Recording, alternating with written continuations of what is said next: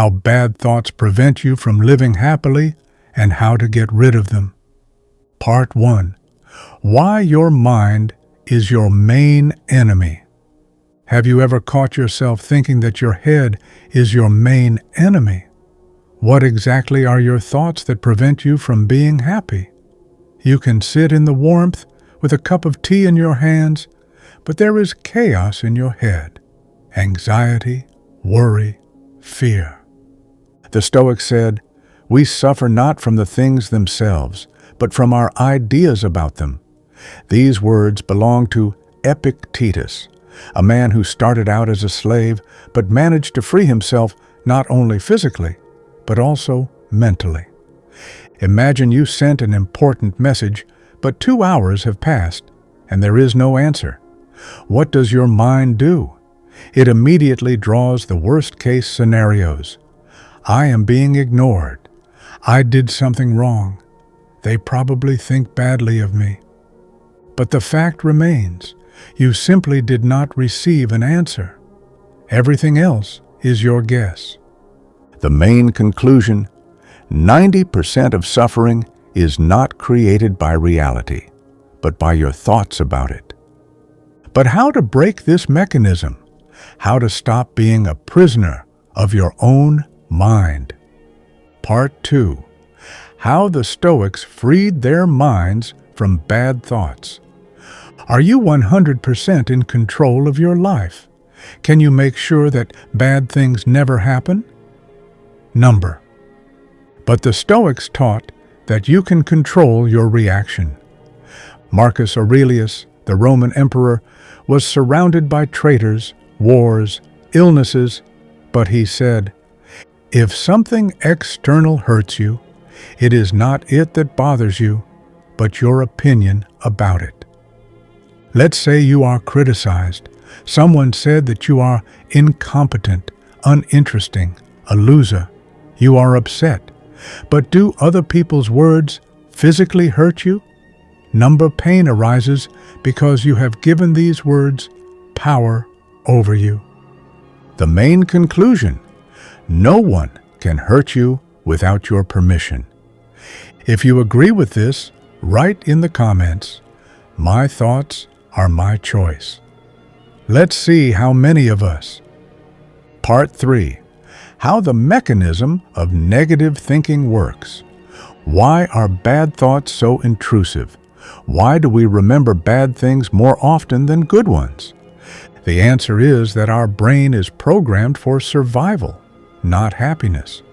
In ancient times, we needed to notice danger, so anxious thoughts helped us to be careful. But today, we are not threatened by a saber-toothed tiger, but anxiety remains. You go to bed and suddenly remember an awkward situation from school. 10 years have passed, but your brain behaves as if it happened yesterday. The main conclusion: bad thoughts are just an echo of evolution. They do not reflect reality. How then to free yourself from their power? Part 4. The double look method, a Stoic tool. How do you usually react to a negative thought? Do you believe in it? Do you allow it to control you? The Stoics suggested looking at thoughts from the outside as if they belonged to another person. You think, "I'm a loser." Now imagine that a friend told you this. You would immediately object, "No, that's not true." So why do you believe it when your head is talking? Practice. When a bad thought arises, ask yourself, "If my friend said this, would I believe him?" If you want more of these techniques, like this. Part 5. Why you don't have to believe your thoughts. Have you ever doubted your judgments? For example, thought that something would go badly, but then everything turned out the opposite. This is because thoughts are hypotheses, not facts. Seneca said, "We often suffer more in our imagination than in reality." You are sure that you will be late for a meeting, but then you arrive on time. So the anxiety was useless. Main conclusion: thoughts can lie. You don't have to believe them. Part 6. How to replace bad thoughts with good thoughts. The Stoic method. Have you ever noticed how your thoughts shape your reality? For example, if you are sure that your day will be terrible, it really is. But why? The thing is, your thoughts are the filter through which you view the world. The Stoics offered a thought replacement technique that works even today. When Seneca was in exile, he could think, "My life is ruined. It's unfair. I'm unhappy." But instead, he thought, "This is an opportunity to test my fortitude. I will use this time to develop." Same fact. Exile. Two different interpretations. Let's say you failed an important interview. You might think, "I'm a loser. I'm not good at anything." But you can think differently. "I learned what I need to work on. Next time, I'll prepare better." How to put this into practice? When a negative thought comes, register it. For example, "I will never cope with this." Replace it with a more constructive one.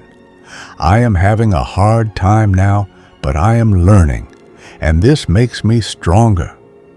Repeat this process 100 times and see how your perception of the world changes. But what to do if negative thoughts come back again and again? Part 7. The External Observer Method. How to separate yourself from thoughts. Have you ever noticed that thoughts come by themselves? You do not choose what to think about. They just appear. The Stoics used the observer technique to avoid identifying themselves with their thoughts. Epictetus said, "It is not things that disturb people, but their ideas about things." Imagine that you're sitting on the bank of a river. The water flows and leaves float on the surface. It's the same with thoughts. They come and go, but you are not the thoughts themselves. You are the one who observes them. Practice separation of self and thought. When an anxious thought appears in your head, do not say, "I am anxious," but say, "I notice that I have an anxious thought." Imagine that this thought is a cloud in the sky. It passes by, and you simply observe. Realize that you do not have to believe every thought that appears in your head.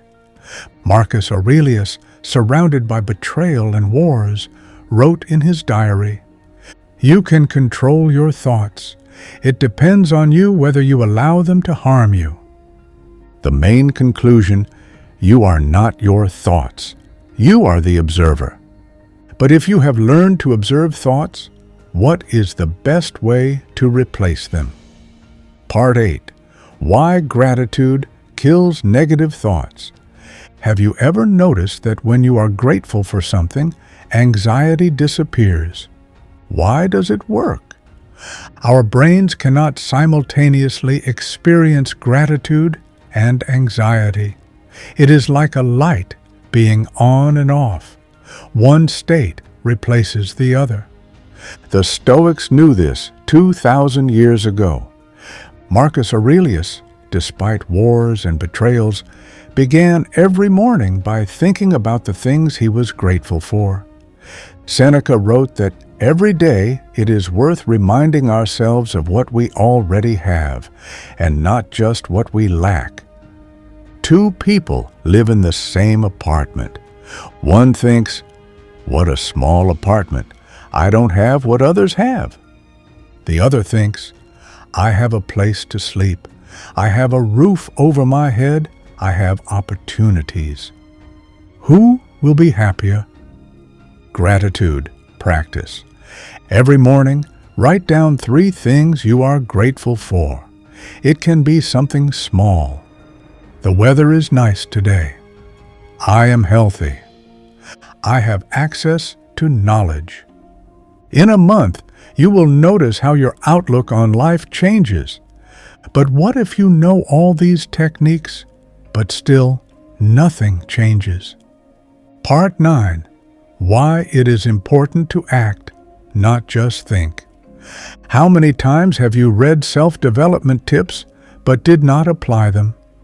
The Stoics were people of action. They did not just think.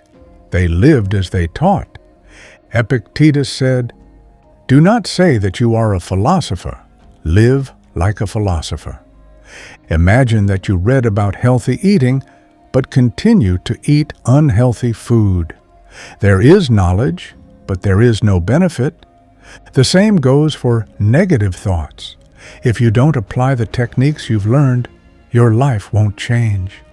How to implement Stoic thinking in your life. Choose one technique, for example, observer. Apply it for 7 days in a row. Write down what changes you notice. Marcus Aurelius didn't just write about patience, he demonstrated it in the most difficult situations. When he was betrayed, he didn't allow himself to get angry. He acted. The main conclusion: without action, there is no result. Stoicism is practice, not theory. But how can you consolidate all this knowledge and really change your life? Part 10. The final call. Control over thoughts equals control over life. If you don't control your thoughts, they control you. You can remain a prisoner of your worries, doubts, and fears. Or you can take the path of the Stoics, the path of a person who controls his mind. If you want to really change your life, start right now. Write in the comments, "I choose to control my thoughts," and this will be the first step to change. Did you like the video? Like and subscribe. Here you will find even more powerful techniques of Stoicism.